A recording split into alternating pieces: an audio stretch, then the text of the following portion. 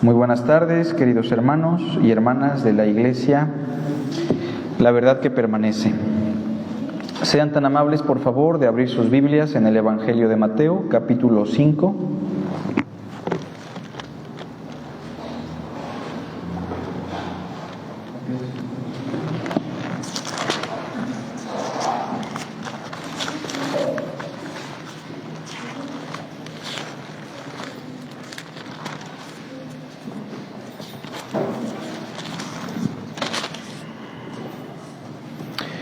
Estamos en el Sermón del Monte y el Sermón del Monte abarca 3 capítulos. Uno es el capítulo 5, capítulo 6, el segundo, y el último es el capítulo 7. Nosotros estamos aún en el capítulo 5 tratando de sacarle el mayor provecho a la sección conocida como la sección de las bienaventuranzas. En esta sección lo que tenemos es el equivalente a lo que serían los 10 mandamientos de Moisés, conocidas también como las 10 palabras. Jesús, a la manera de Moisés, se coloca en el monte, no en el monte Sinaí, no levanta unas tablas, una nueva ley, no da 10 mandamientos, pero da una serie de bienaventuranzas que califican a aquellos que son parte del reino de los cielos. Son bienaventuranzas que deben sembrar gozo, esperanza, y también nos permiten darnos cuenta si nosotros ya estamos viviendo en el reino de los cielos. Recordando que el reino de Dios en el Sermón del Monte y en la teología de Jesús en Mateo tiene que ver con un estado de conciencia que se hace visible cuando hacemos la voluntad de Dios aquí en la tierra, como se hace en los cielos. Es un estado interno del ser que ha dispuesto someterse a Dios para hacer su voluntad a través de las enseñanzas de Jesús de Nazaret. Pero aparte hay otro elemento que predomina en todo el sermón y tiene que ver con la justicia del reino. Las enseñanzas de Jesús, sus principios, sus mandamientos, determinan lo que nosotros conocemos ya como la justicia del reino. Y el día de hoy, abordando una bienaventuranza más, en el verso 8, Jesús nos enseña lo siguiente: bienaventurados los de limpio corazón. ¿Por qué? Porque ellos verán a Dios. La traducción es correcta. Se puede traducir también como bienaventurados los de corazón puro, pero no hay ninguna distinción realmente. La traducción es muy exacta, es buena, y de eso vamos a hablar hoy. Bienaventurados los de limpio corazón, porque ellos verán a Dios. Antes de iniciar con esta breve reflexión, sería bueno que lleguemos a una conclusión de qué es el corazón, porque es una de las primeras menciones en el Evangelio de Mateo en donde se usa este concepto tan famoso en el cristianismo como lo es el corazón. Pero ¿qué entendemos nosotros por esto de el corazón? Hay personas que han tratado de fijarle un significado. Por ejemplo, yo he escuchado a algunos personajes en el cristianismo que han definido el corazón como el centro del ser humano, lo cual no suena realmente descabellado, y que en el corazón se incluyen ciertas características que no se encuentran en el espíritu o en el alma. Pero ya esa última parte suena un poco rara porque han intentado seccionar al hombre en 2 o en 3 partes, pensando que el hombre es un ser compuesto como un juguete que se puede armar en casa con diferentes secciones. Pero yo quiero que entendamos este concepto del corazón desde la teología de Jesús, iniciando, punto número 1, con el concepto del corazón desde la óptica hebrea. Textos que les vengan a la mente sobre el corazón en el Evangelio de Mateo que nos pueden dar luz. ¿Alguno? Este pueblo de labios me honra, pero su corazón está lejos de mí. Otro pasaje: porque donde esté vuestro tesoro, allí estará también vuestro corazón. Otro pasaje en el mismo Evangelio de Mateo puede ser: porque de la abundancia del corazón habla la boca. Y así sucesivamente el Evangelio de Mateo usa el corazón de una manera muy específica. Si analizamos toda la Biblia, desde el Antiguo Testamento, el pueblo hebreo ya tenía un concepto muy claro de qué es el corazón. El intento del hombre o el intento del corazón del hombre es malo desde su juventud, y que las intenciones de su corazón estaban inclinadas solamente al mal. Engañoso es el corazón y perverso más que todas las cosas. Incluso Salomón dirá: sobre toda cosa guardada, guarda tu corazón, porque de él mana la vida. Bueno, realmente podemos dar una definición muy sencilla y creo que es clara y suficiente. Es la esencia del ser. El corazón es la esencia del ser. ¿A qué me refiero con la esencia del ser? Son términos psicológicos, filosóficos, ontológicos, pero cuando hablamos de la esencia del ser estamos hablando de lo que somos por naturaleza. ¿Me explico? El núcleo mismo de nuestra naturaleza, de nuestra ontología, de nuestra humanidad. Es decir, en pocas palabras, no solamente podemos decir que Hetza tiene un corazón.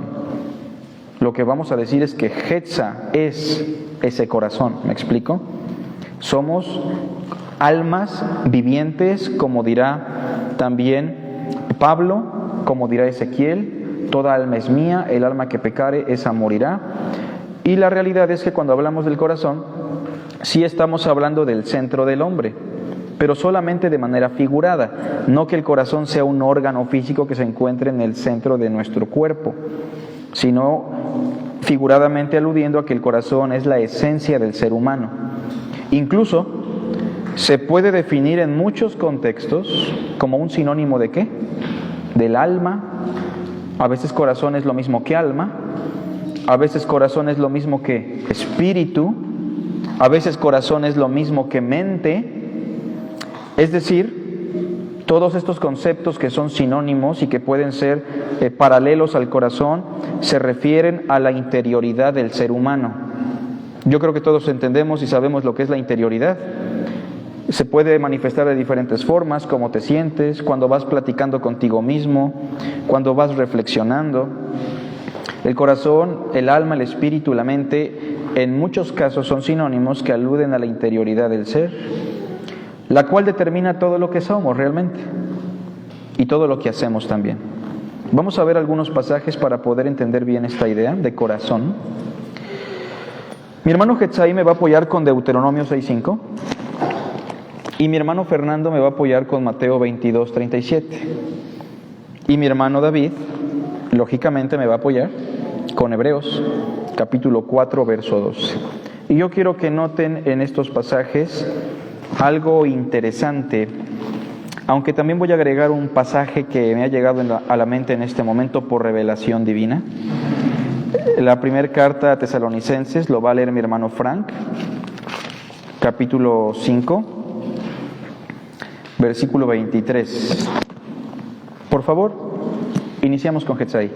Dice Deuteronomio 6:5: y amarás a Jehová tu Dios de todo tu corazón y de toda tu alma y con todas tus fuerzas.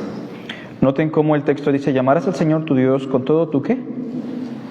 Corazón. Después dice: y de toda tu alma y con todas tus fuerzas. Sí, literalmente estamos hablando de palabras distintas, pero no hay que concluir nada sin antes leer los otros pasajes, ¿sale?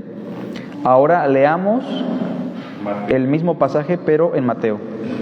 Mateo 22:37. Jesús le dijo: amarás al Señor tu Dios con todo tu corazón y con toda tu alma y con toda tu mente. Noten que ahora ya no solamente quita fuerza, sino que incluso agrega otro concepto más novedoso, que es mente. ¿Lo notan? Ahora, Jesús está citando el mismo pasaje que leyó Hetzaí, ¿o no? Sí, pero Jesús está diciendo que mente es un concepto que alude a todo lo demás, no hay ningún problema. Porque cuando el mandamiento dice amarás al Señor con todo tu corazón, con todas tus fuerzas, con toda tu alma o con toda tu mente, lo que el pasaje está diciendo en esencia que es, tienes que amar a Dios con todo lo que eres. ¿Me explico? Con tu ser completo. ¿Se entiende la idea? Ahora, si escuchamos a mi hermano David con Hebreos, por favor. Porque la palabra de Dios es viva y eficaz y más cortante que toda espada de dos filos y penetra hasta partir el alma y el espíritu, las coyunturas y los tuétanos, y discierne los pensamientos y las intenciones del corazón. Noten cómo aquí en este pasaje se agregan incluso más elementos, huesos, tuétanos, tendones, corazón, espíritu, pensamientos. No significa que el hombre realmente esté compuesto con tantos elementos, tanto orgánicos como espirituales u ontológicos. Ya explicaré en un momento más a qué nos referimos. Hermano Frank, por favor. Primera de Tesalonicenses 5:23. Y el mismo Dios de paz os santifique por completo y todo vuestro ser, espíritu, alma y cuerpo. Ahora Pablo dice, Dios santifique todo su ser. Y dice espíritu, alma y cuerpo. Si nosotros pensamos que el ser humano es una criatura compuesta por 2, 3 o 4 partes, entonces cuando veamos alguno de estos textos, vamos a tener que tomar una decisión. ¿Cuál de todos estos pasajes realmente está diciendo cuáles son las partes del ser humano? El hombre tiene mente, alma, corazón, fuerzas, espíritu, pensamientos. ¿Cuántas partes son? O podemos llegar a una conclusión de acuerdo al pensamiento hebreo y a su literatura. Los hebreos usan una figura de acumulación numérica. Son muy comunes en el lenguaje hebreo. Incluso hay figuras de acumulación como la anáfora que se caracterizan por repetir la misma palabra de manera vertical, como bienaventurados, bienaventurados y así, ¿no? Pero las figuras de acumulación numérica como estas, lo que están haciendo es enfatizar una misma verdad, acumulando diferentes conceptos sinónimos que aluden a lo mismo, es decir, espíritu, alma, mente, fuerzas. En la mayoría de los casos hace referencia a la totalidad de nuestro ser. No significa que no existan pasajes que sí hagan una distinción, no una separación, pero sí una distinción. Ahora, no es el tema, pero lo que sí quiero dejar muy en claro es que cuando hablamos del corazón del hombre estamos hablando de lo que el hombre es. ¿Me explico? Estamos hablando de su esencia, de su interioridad. ¿Eso impacta también sus acciones? ¿Eso impacta también las palabras? Sí. Todo tiene que ver con lo que somos en nuestro ser. Bueno, dejando eso en claro, punto número 2. Tenemos que comprender la bienaventuranza de los limpios de corazón, porque ellos verán a Dios, a partir del Salmo 24. No sé si lo dijo mi hermano Olivares, creo que sí. Pero la mayoría de los salmos, profecías de Isaías, entre algunos otros pasajes, sembraron la esperanza al pueblo de Israel para la llegada del Mesías y la llegada del reino. Y cuando Cristo da las bienaventuranzas, la mayoría de las bienaventuranzas, hermanos, esto es clave en la interpretación y en la comprensión de las bienaventuranzas, la mayoría de las bienaventuranzas son citas o son interpretaciones de Jesús sobre promesas del Antiguo Testamento. Por ejemplo, bienaventurados los pobres en espíritu, es una referencia directa a lo que dice Isaías, cuando dijo el profeta, pero miraré a aquel que es pobre de espíritu y tiembla a mi palabra. Y la clave para entender esa bienaventuranza sería comprender la promesa de Isaías. O, bienaventurados los que lloran. Si recuerda a usted a Isaías cuando dice, el Señor me ungió para dar buenas nuevas a los enlutados, a los que lloran, a los presos, a los cautivos. La bienaventuranza tiene una referencia directa a ese tipo de promesas. O por ejemplo, el verso 5, cuando mi hermano Israel compartió, bienaventurados los mansos, porque ellos recibirán la tierra por heredad. Me parece que es el Salmo 37, que explica con detalle lo que significa que recibirán la tierra por heredad. Y así sucesivamente, la mayoría, no todas, la mayoría de las bienaventuranzas tiene su explicación en las promesas del Antiguo Testamento, que se están cumpliendo, por cierto, en el tiempo de Jesús, y de alguna manera la bienaventuranza está diciendo, lo estamos viviendo ya. Y las que no se explican en el Antiguo Testamento, por lo regular, se explican en el mismo contexto del Sermón del Monte o del Evangelio, como bienaventurados los que tienen hambre y sed de justicia. El Evangelio de Mateo provee la suficiente información para entender lo que significa tener hambre y sed de justicia. Ahora bien, el Salmo 24 es la referencia directa de esta bienaventuranza. Entonces, la clave para poder entender la bienaventuranza es comprender el Salmo 24. Busquen conmigo el Salmo, por favor.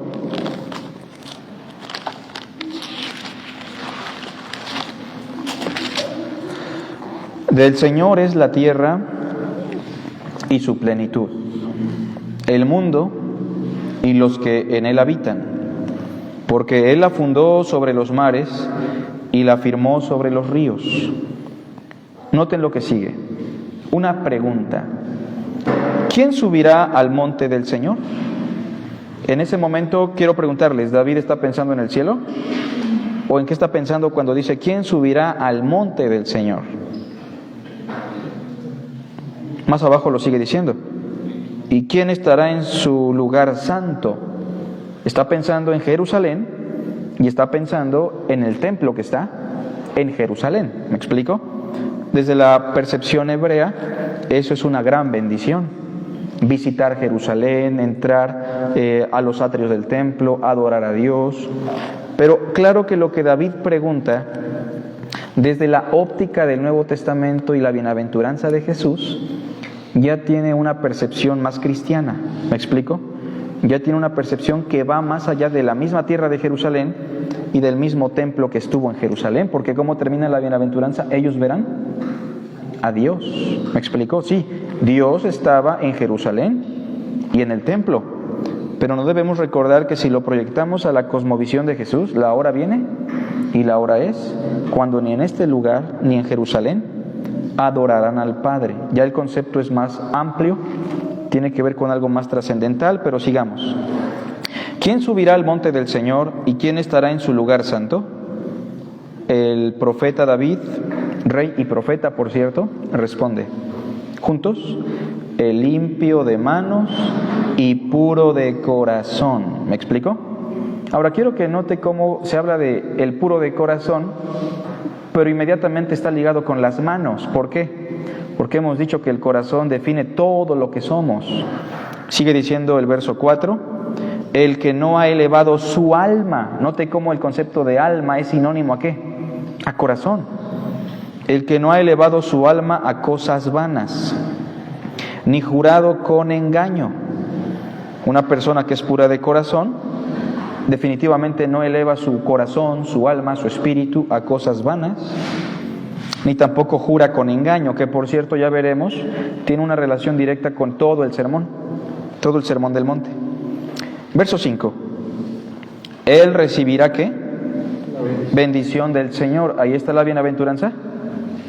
De hecho, la palabra macarí, que es la palabra macarizo, bienaventuranza, dichoso, gozoso, alegre, en un concepto muy profundo tiene que ver con bendición también, es ser bendito por Dios. Él recibirá bendición del Señor y justicia del Dios de salvación. Tal es la generación de los que le buscan, de los que buscan tu rostro, oh Dios de Jacob. Bueno, entonces en el punto número 2, tratemos de entender la bienaventuranza a razón del Salmo 24. Son dichosos, ponemos en pantalla, son dichosos aquellos que, se queda ahí el asunto, inciso A, ¿quiénes? Aquellos que son limpios de manos. ¿Lo dice así el Salmo? Sí, son dichosos los limpios de corazón. Pero ¿qué significa ser limpio de corazón? En otras palabras, significa ser limpios de manos.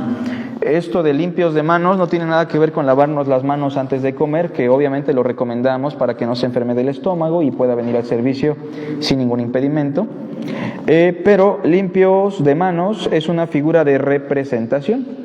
Esta figura se conoce como metonimia.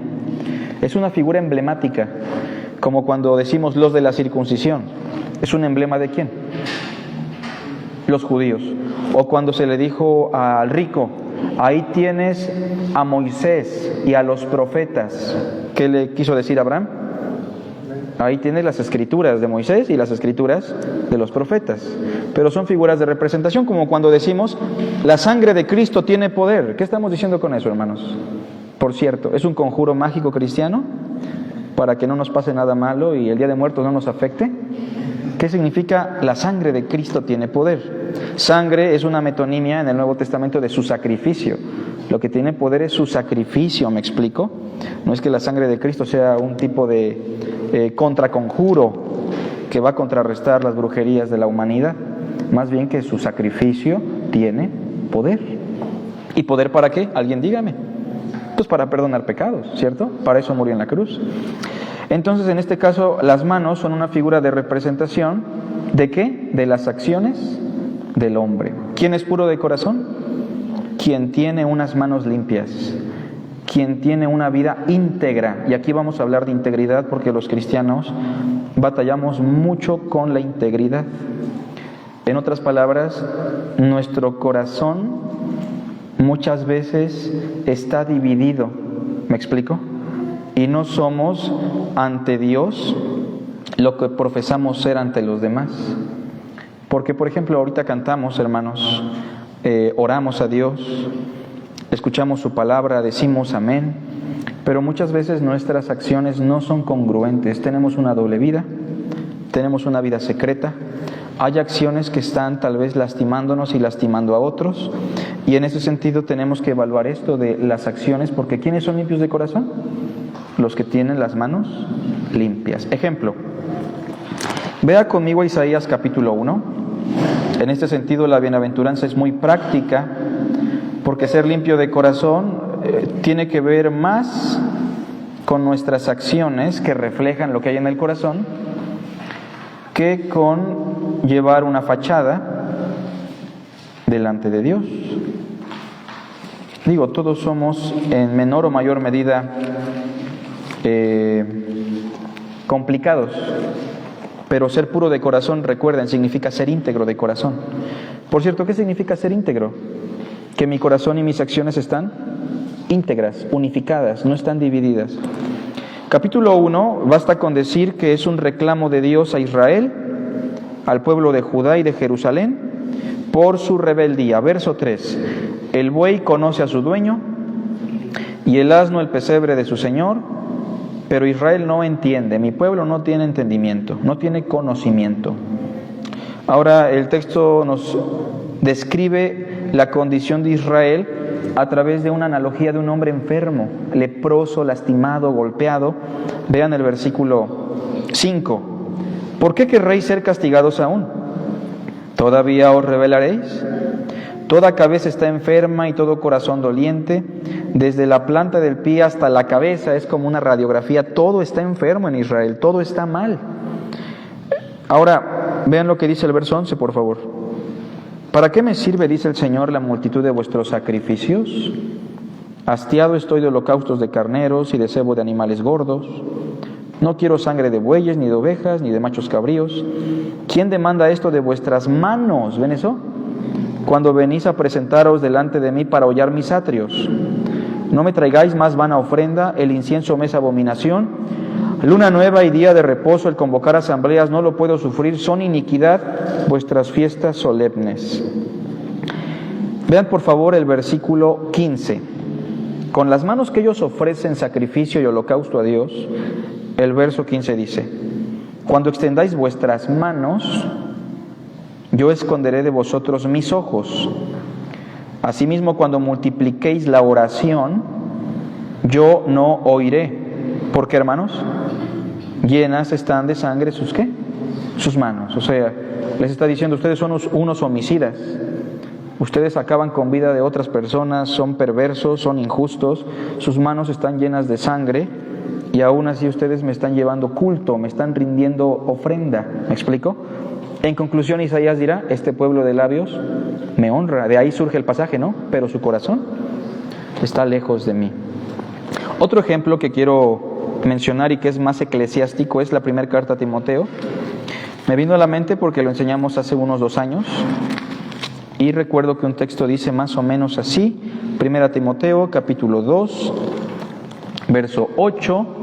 Pablo le da instrucciones a los hombres de la iglesia, y si con algo batallamos los hombres de la iglesia es con la furia, ¿o no? Con la ira. A ver, levante la mano, ¿quién es furioso, iracundo?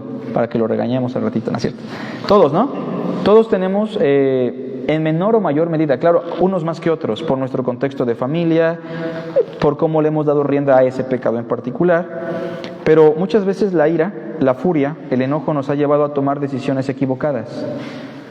Noten lo que dice el capítulo 2, verso 8. Quiero pues que los hombres, se refiere a los hombres de la iglesia de Éfeso, oren en todo lugar. O sea, ese debe de ser un estilo de vida, que oremos en todo lugar, en todo momento. ¿Qué dice después? Levantando manos santas. ¿Todos aquí tenemos manos santas? ¿Qué significa eso? Más adelante lo dice. Sin ira. O sea, que nuestras manos no estén manchadas ¿de qué? De ira o pleito. ¿Me explico? De problemas, de golpes incluso. ¿Quiénes son dichosos en la bienaventuranza? Inciso A, repito. Son limpios de manos y son limpios de corazón los que son íntegros. ¿Me explico? Aquellos que tienen congruencia con sus acciones.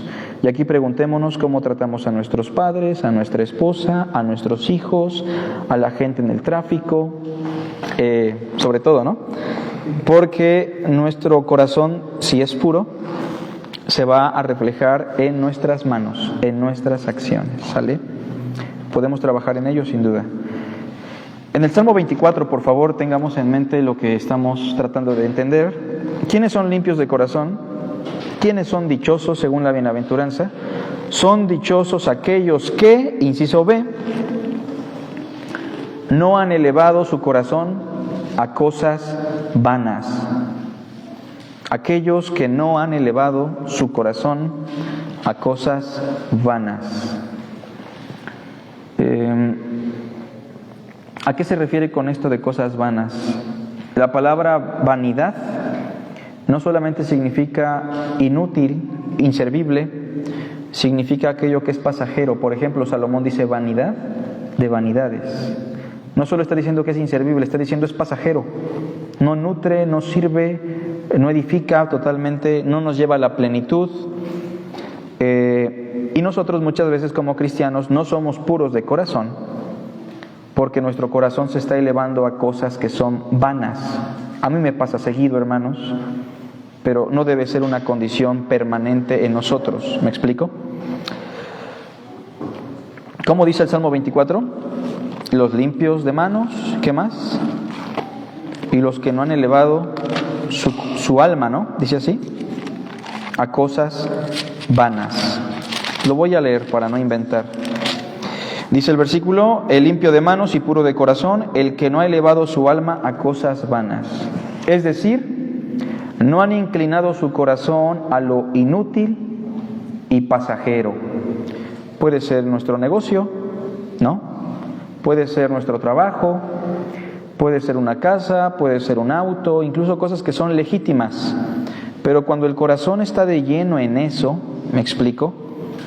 Ya hay un peligro y un pecado latente. ¿Por qué? ¿Qué dice el gran mandamiento, si lo recuerdan? Amar a Dios con todo el ser. Y si amar a Dios con todo el ser implica dar nuestras manos, nuestro cuerpo, presentarnos en sacrificio vivo, cuando nuestro corazón lo entregamos a cualquier otra cosa que no es para Dios, de manera total y sin ninguna restricción, lo estamos elevando a cosas vanas. Les quiero mostrar algunos ejemplos. En Mateo, por favor. Mateo 5:28. Mi hermano José, por favor. Y mi hermana Lili me apoya con capítulo 6, verso 19 al 21. ¿Sale? 5:28, ¿cómo dice? Pero yo os digo que cualquiera que mira a una mujer para codiciarla, ya adulteró con ella en su corazón. Elevar nuestro corazón a cosas vanas incluye adulterio. ¿Me explico? Dedicar nuestra vida a la satisfacción que puede dar el adulterio, que puede dar la pornía, por ejemplo, que es el término griego que se usa para fornicación. Y Cristo da un ejemplo, uno de tantos ejemplos. ¿Cuántos hombres, cuántas mujeres han inclinado su corazón a ese tipo de cosas y han terminado destruidos? No son íntegros en su vida. Tenemos que tener cuidado porque uno de los aspectos que menciona Jesús es ese. Todos los seres humanos tenemos una necesidad en ese sentido, pero nuestro corazón no se puede inclinar a ello totalmente. Aun cuando sea legítimo, eso es muy importante, no debe tomar el centro de nuestra vida porque nuestra felicidad, nuestro gozo, tiene que provenir de Dios. Un ejemplo más, por favor, hermana Lili. No os hagáis tesoros en la tierra, donde la polilla y el orín corrompen, y donde ladrones minan y hurtan, sino haceos tesoros en el cielo, donde ni la polilla ni el orín corrompen, y donde los ladrones no minan ni hurtan. Porque donde esté vuestro tesoro, allí estará también vuestro corazón. ¿Notan esa frase? Y noten, ¿cuánto permanece el tesoro en la tierra? Temporalmente. Y si algo me ha costado a mí personalmente como cristiano, es entender que las cosas materiales, que pueden ser legítimas, hermanos, nuestra generación vive en una situación de mucho estrés, no sé si lo han notado, los de nuestra edad. No todos tienen casa, no todos tienen carro, no todos tienen seguro, no todos tienen un sueldo fijo. Vivimos bajo mucho estrés y a veces ese mismo estrés y esas razones legítimas nos han llevado a dedicar nuestro corazón totalmente a las cosas de esta vida. Pero debemos recordar lo que Jesús enseñó más adelante. Jesús dijo, no se afanen. O sea, vean cómo los pajarillos comen, son sustentados. Tampoco está diciendo Jesús no trabajen, porque Jesús dice que los pajarillos no trabajan, ¿no? Aparentemente. Pero el Señor los sustenta, ¿cuánto más a nosotros? Entonces puede ser, en este caso, el adulterio, como leímos. Otro ejemplo puede ser la riqueza, como aquel hombre, ¿no?, que acumuló en su bodega un montón de... ¿Qué acumulaba? ¿Se acuerdan? Vamos a pensar que eran helados y paletas, ¿no?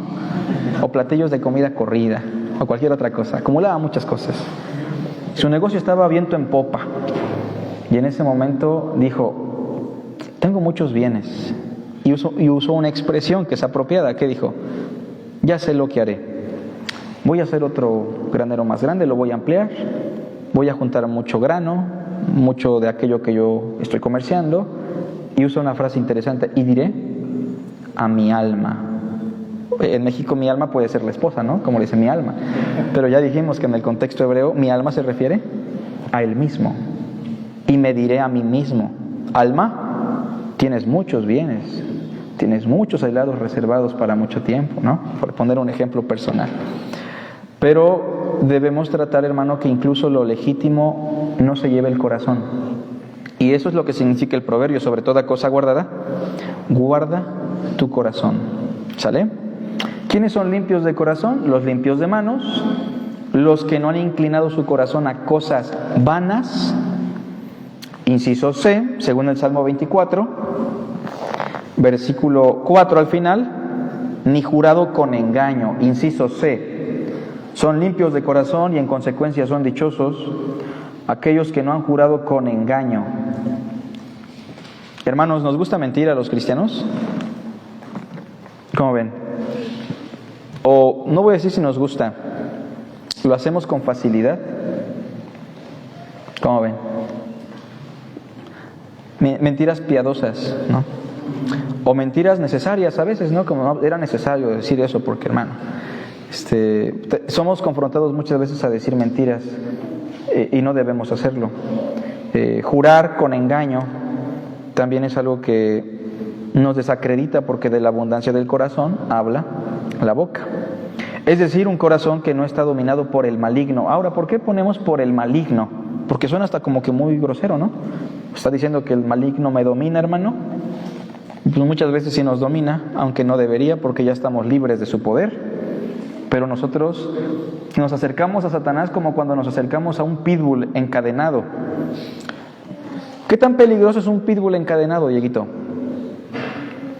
¿Es peligroso o no? Depende qué tan larga esté la cadena. ¿Satanás es un enemigo vencido ya? ¿Sí o no? Ya fue juzgado, ya fue atado, pero ¿qué tan larga es la cadena? Bueno, depende no tanto de la cadena, sino de qué tanto nos acercamos nosotros. Porque anda como león rugiente, vamos a pensar hasta con cadena, pero anda buscando a quien devorar. Y la mentira, recuerden por favor, es creación de Satanás. Él es padre de toda mentira. Por muy piadosa que parezca, Él es padre de toda mentira. Y Jesús lo explica porque los juramentos están ligados a una sección del sermón, ¿se acuerdan? Vean Mateo 5:33 al 37, lo va a leer de favor mi hermana Perlita, ¿sale? Ya que tiene su Biblia ahí, la veo con ansias de leerlo. Adelante, hermana. 5 de Mateo, 33, ahí está en la pantalla, al 37.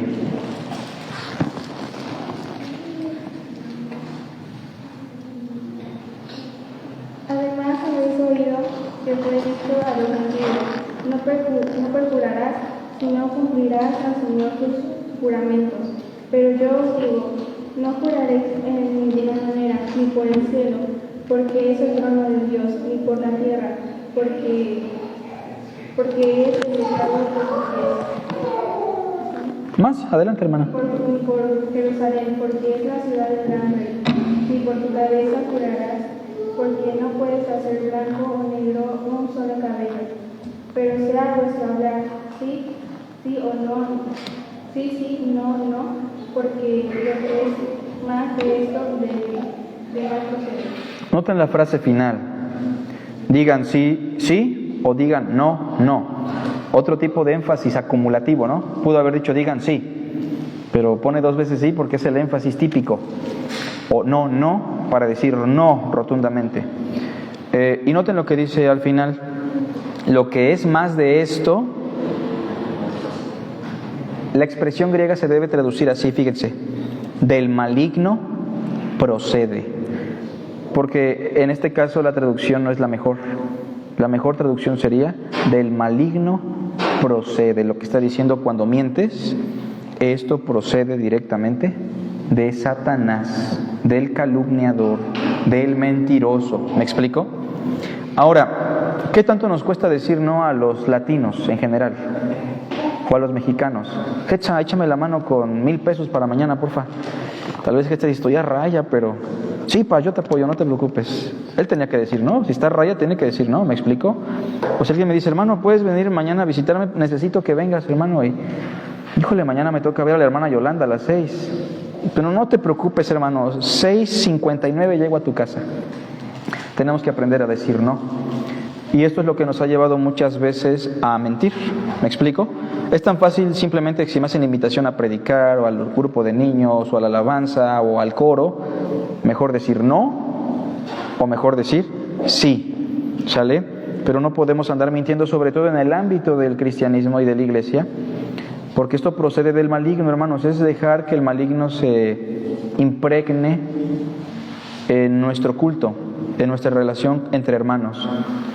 Y el hecho es que quien no hace esto, quien no es recto en sus palabras, no es puro de corazón. ¿Cómo andamos con eso, hermanos? Tenemos que ser puros de corazón. No, hermanos, hasta ahorita que estamos remodelando, yo voy a pintar todo el local solo, no se me preocupen. Ya nomás llegó Víctor, Oscar y otros 2. Hay que ser congruentes, hermanos, ¿sale? Y si no se puede, pues no se puede, no pasa nada, ¿cierto? Hay que apoyar con lo que podemos, pero tengamos precaución con nuestras palabras. Bueno, termino con una pregunta. ¿Qué significa verán a Dios desde el Salmo 24? Evidentemente no significa que si soy puro de corazón, de repente caminando por la calle, se me va a aparecer Jesús como se le apareció a Saulo, ¿cierto? Ver a Dios tiene que ver con varias cosas, pero una de las que son claras es que Aquellos que son íntegros de corazón van a percibir a Dios. O lo voy a parafrasear, van a poder ver a Dios en sus vidas. ¿Me explico? A través de la enfermedad, la crisis, el matrimonio, la familia, cualquier tipo de situación, van a poder ver a Dios. No es una promesa que solamente trascienda a lo escatológico, cuando lleguemos al reino en plenitud. Ver a Dios es algo que lo estamos ya experimentando si somos puros de corazón. Por ejemplo, no tenemos dinero para comer, por alguna razón, pero si somos íntegros de corazón, Dios se va a mover o no, y Él nos va a dar lo necesario. O alguien está cometiendo una injusticia para conmigo, pero si yo soy íntegro de corazón, yo voy a ver a Dios. ¿Me explico? No estamos hablando de algo místico, sino de una realidad espiritual que impacta nuestro día a día. Como dice Hebreos, es lo mismo, sin santidad nadie verá a Dios. No se refiere solo al futuro, se refiere a nuestro hoy. Salmo 24, por favor. ¿Qué significa verán a Dios? Pues la pregunta del verso 3 es clave. ¿Quién subirá al monte del Señor? ¿Por qué la gente quería subir a Jerusalén? Por ejemplo, el etíope, ¿por qué subió a Jerusalén? Para adorar a Dios, porque él cree que en Jerusalén está ¿quién? Dios. ¿Por qué subió al templo, al lugar santo? Porque para él ahí está Dios. Cuando Felipe le predicó al etíope, ¿creen ustedes que regresó a Jerusalén con esa intención? Ya no. Tal vez subió por alguna otra razón. Podemos ir por razones turísticas, podemos ir a comerciar si quieren, pero ¿qué razón tendría yo para buscar a Dios en Jerusalén ya?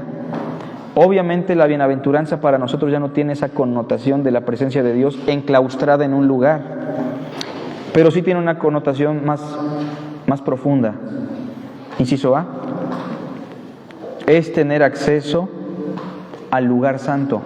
Y pregunto, ¿tenemos acceso, hermanos? ¿Cualquiera de ustedes puede hablar con Dios hoy? ¿Plantearle su situación, pedirle perdón, buscar intercesión? ¿O necesita de un sumo sacerdote que le sacrifique un animalito? No, tenemos acceso al lugar santo, eso es ver a Dios. ¿Tenemos acceso al monte de Sión, sí o no? Estamos hablando en términos figurados, obviamente. Desde una concepción cristiana estamos hablando de tener comunión con Dios, tener acceso a su presencia, poderlo percibir. Hebreos 12:22 incluso hace esta comparativa. Hebreos 12:22 dice así, lo voy a leer yo, por razones de tiempo. Dice el autor a los Hebreos 12:22, sino que os habéis acercado al monte de Sión, a la ciudad del Dios vivo. ¿Se refiere a Jerusalén? Fíjense que mucha gente no entiende esto en el cristianismo. Hay gente que dice, ay hermano, yo tengo unos deseos de irme al Jordán a bautizar, hermano, porque pues, sí me quiero bautizar, pero que sea en el Jordán. No dudo que esté bonito, pero no, la verdad no creo que ni le gane al río de Coatzacoalcos o al Papaloapan. La verdad no tiene comparativa a lo que tenemos en nuestro estado. Que yo sepa, incluso está infestado ya de aguas negras el Jordán, ¿no? Por si alguien se quiere bautizar.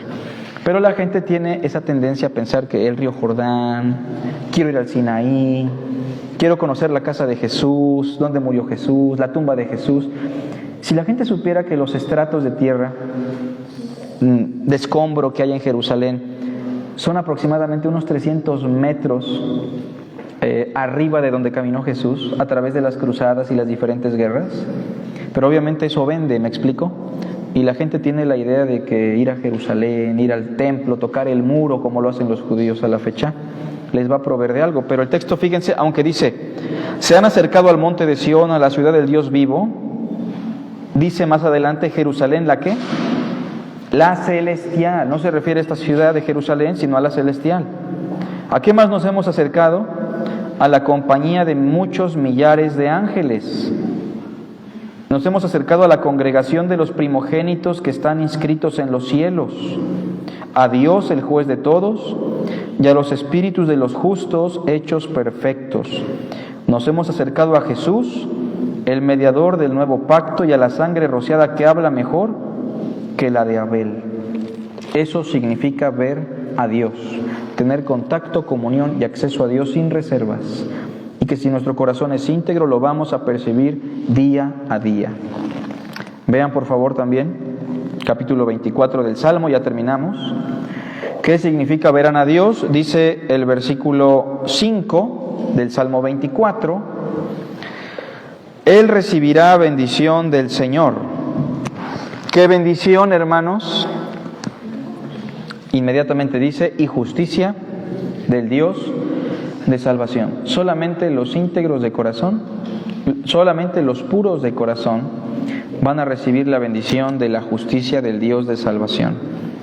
Y en este contexto, justicia del Dios de salvación tiene que ver con el hecho de que Dios reivindica nuestra condición, nuestro nombre ante la injusticia. Pero en el Sermón del Monte, obviamente, tiene que ver mucho con la justicia de Cristo. Porque os digo que si vuestra justicia no es mayor que la de los escribas y fariseos, no entraréis al reino. Pero esa justicia no la ganamos, la recibimos gratuitamente cuando creemos con un corazón sincero.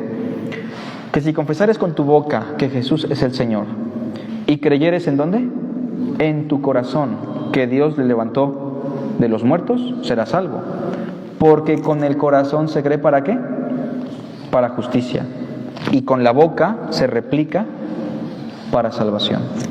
Entonces, hermanos, tengamos en mente esta bienaventuranza. ¿Cuál es la implicación? ¿Cuál es el reto para nosotros de manera individual? Ser íntegros de corazón, para poder percibir la mano de Dios. Nada puede salir bien en la vida si no somos íntegros. Tal vez tenemos una fe auténtica, tal vez hemos nacido de nuevo, pero tal vez Dios nos está hablando para que seamos íntegros y congruentes. Algo que me cuesta mucho es poder ser íntegro delante de mi esposa. Ella es la que realmente me conoce, ¿me explico? Y hay cosas que a veces digo, tengo que cambiarlas, porque ella de alguna manera tiene que ver en mí un ejemplo de ¿qué? De integridad. Hermanos, recuerden que todos nosotros debemos ser luz, entonces trabajemos en integridad. Es muy complicado, hay muchas batallas, hay muchas tentaciones, nuestro mismo carácter es complicado a veces, pero bienaventurados los de limpio corazón, porque ellos verán a Dios. Dame, hijo mío, tu corazón, dice el proverbio. Sobre toda cosa guardada, guarda tu corazón, porque de él mana la vida. Así que oremos, hermanos, y nos despedimos. Padre, gracias por tu palabra, por esta hermosa reflexión. Cuídanos, guíanos y permítenos estar aquí el domingo para escuchar tu santa palabra. Haznos íntegros de corazón, Señor. Cambia nuestro estilo de vida. Haznos reflexionar. Danos fuerza de voluntad para hacer tu voluntad.